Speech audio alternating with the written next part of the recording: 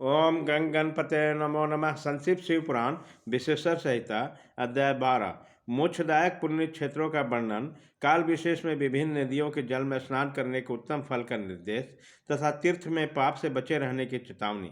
सूत जी बोले, विद्वान एवं बुद्धिमान महर्षियों, मोक्षदायक शिव क्षेत्रों का वर्णन सुनो। तत्पश्चात मैं लोक रक्षा के लिए शिव संबंधी आगमों का वर्णन करूंगा। वन पर्वत वन और कारणों से इस पृथ्वी का विस्तार 50 करोड़ योजन है। भगवान शिव की आज्ञा से पृथ्वी संपूर्ण जगत को धारण करके स्थित है।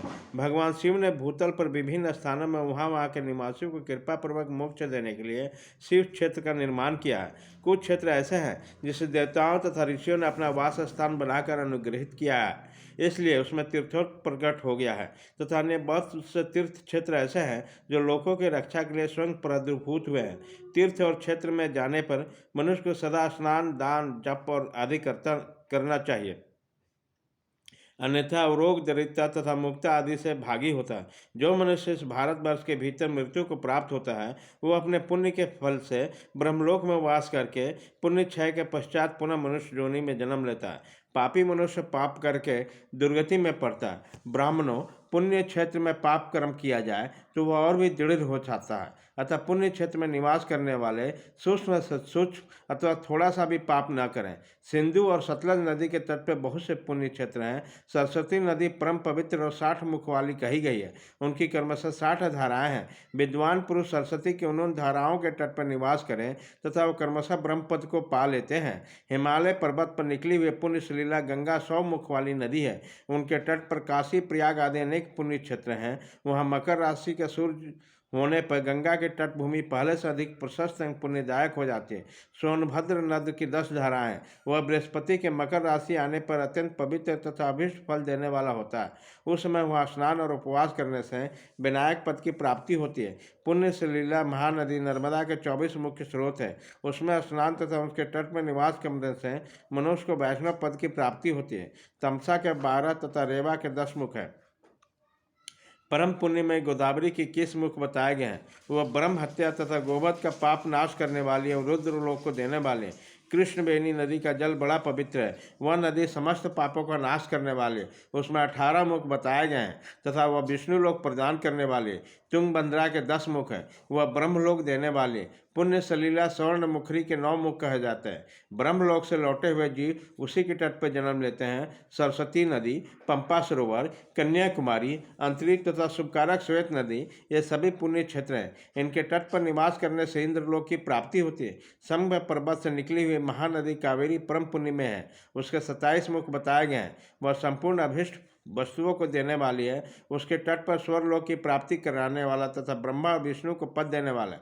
कावेरी के जो तट शैव क्षेत्र के अंतर्गत है, वह अभिष्ट फल देने के साथ ही शिवलोक प्रदान करने वाले हैं। नैमिषारण्य तथा बद्रिकाश्रम में भी सूर्य और बृहस्पति के मेष राशि आने पर यदि स्नान करे तो उस समय वहाँ किए हुए स्नान पूजन आदि को ब्रह्मलोक में प्राप्ति कराने वाला जानना चाहिए। सिंह और कर्क राशि के सूर्य संक्रांति होने पर सिंधु नल में किया गया स्नान केदार तीर्थ के जल का पान और स्नान गंधदायक माना जाता है। जब बृहस्पति सिंह राशि में स्थित हो तो उसमें सिंह की संक्रांति से युक्त भाद्रपद मास में यदि गोदावरी के जल में स्नान किया जाए तो शिवलोक की प्राप्ति कराने वाला होता है। ऐसा पूर्व काल में स्वयं भगवान शिव ने जब कहा था, जब सूर्य और बृहस्पति कन्या राशि में स्थित हो तब जमुना में सोनभद्र में स्नान करें। यह स्नान धर्मराज तथा गणेश के लोक में महान भोग प्रदान करने वाला होता है। यह महर्षियों का मान्यता है। जब सूर्य और बृहस्पति तुला राशि में स्थित हो उसी समय कावेरी नदी में स्नान करें।